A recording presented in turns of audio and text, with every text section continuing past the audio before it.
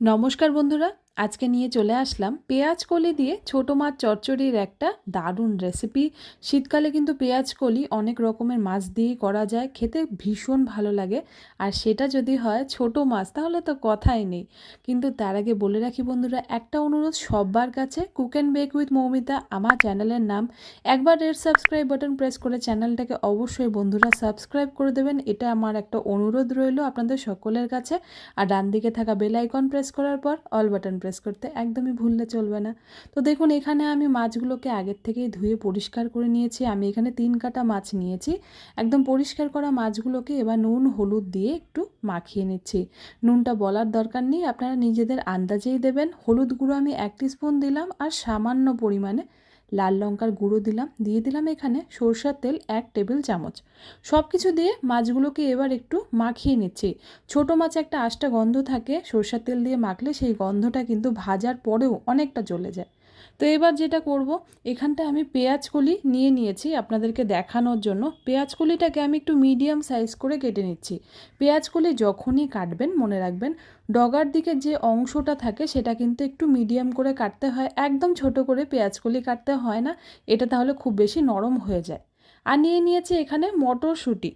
আর আমি এখানে নিয়েছি 2টো বড় সাইজের পেঁয়াজ, পেঁয়াজগুলোকেও সরু করে কেটে নিয়েছি। আলু 3টে নিয়েছি, আলুগুলোকে একদম লম্বা করে কেটে নিয়েছি। আর 3টে নিলাম কাঁচা লঙ্কা। এবার যেটা করব, কড়াইতে আমি সরষের তেল গরম হতে দিলাম। সম্পূর্ণ রান্নাটা সরষের তেলেই আমরা করব। তেলটা খুব ভালো মতন যখন গরম হয়ে যাবে তখনই কিন্তু মাছগুলোকে এর মধ্যে আমি ছেড়ে দিলাম। সরষের তেল যখন খুব ভালো গরম হয় তখনই মাছ ছাড়বেন, না হলে মাছগুলো কিন্তু ঠান্ডা তেলে লেগে যায়। মাছগুলো ভাজা হয়ে গিয়েছে, তুলে নিলাম। এবার ফোড়নের জন্য আমি দিয়ে দিলাম 1 টিস্পুনের মতন কালো জিরে, দিয়ে দিলাম একটা শুকনো লঙ্কা, আর দিচ্ছি এখানে 8 থেকে 10 কোয়া রসুনকে আমি কুচি করে নিয়েছি, সেটা দিলাম। দিয়ে দিলাম 2টো মতন বড় সাইজের পেঁয়াজ কুচি। দিয়ে এবার সব কিছুকে একসাথে ভালো মতন একটু ভেজে নিচ্ছি। 2-3 মিনিট সময় নিলেই কিন্তু পেঁয়াজটা নরম হয়ে যায়। রসুন আর পেঁয়াজটা দেওয়ার পর আমি এর মধ্যে দিয়ে দিলাম আলু। আলুটাকে সবার আগে কিন্তু আমি একদম দিইনি, আমি কিন্তু রসুন পেঁয়াজটা ফোড়ন দেওয়ার সাথে সাথে আলুটাকে দিয়ে দিলাম। এবার সব কিছুকে একটু সময় নিয়ে ভাজতে হবে, এবং তারই সাথে সাথেই সবার শেষে দিচ্ছি আমি পেঁয়াজকলি। পেঁয়াজকলি একটা নরম জিনিস, তাই প্রথম দিকেই দিলাম না, নাহলে খুব বেশি নরম হয়ে যায় ঝোলটা হওয়ার পর। সামান্য একটু নুন দিয়ে দিচ্ছি যেহেতু পেঁয়াজকলি, নাহলে এটা একটু বেস্বাদ লাগে খেতে। সব কিছুকে একটু ভালো মতন এখানে ভেজে নিচ্ছি।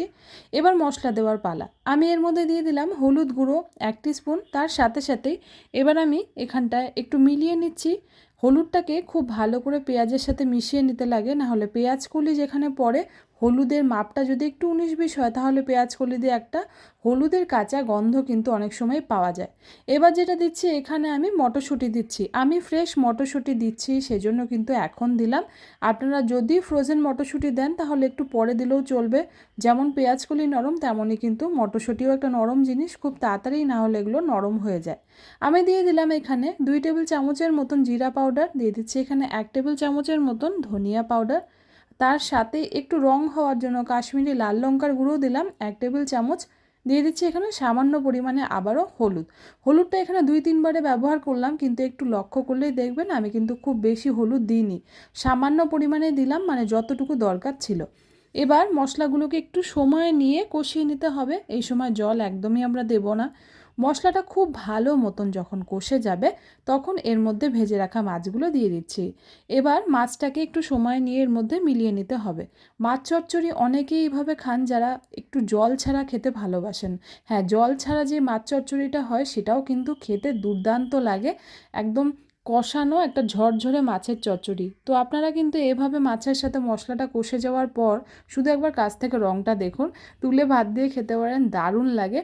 কিন্তু যদি আমার মতন একটু গ্রেভি রাখতে চান তাহলে সেক্ষেত্রে অবশ্যই একটু জল অ্যাড করতে হবে।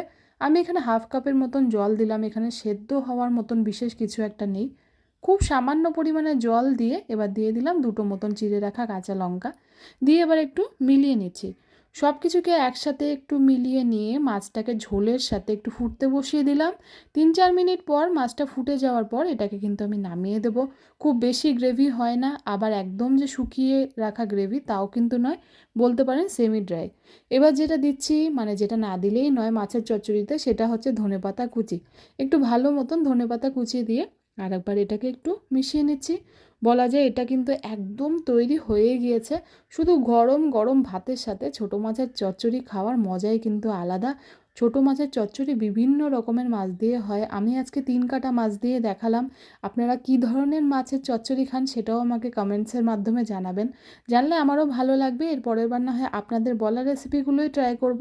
আশা করি আজকের রেসিপিটা আপনাদের ভালো লাগলো বন্ধুরা। ভালো লাগলে অবশ্যই একবার লাইক করবেন, আর আমার চ্যানেলটাকে সাবস্ক্রাইব করতে বন্ধুরা ভুলবেন না। এটা একটা বিশেষ অনুরোধ রইল, অবশ্যই করে আমার চ্যানেলটাকে একবার সাবস্ক্রাইব করে দিতে হবে। ধন্যবাদ।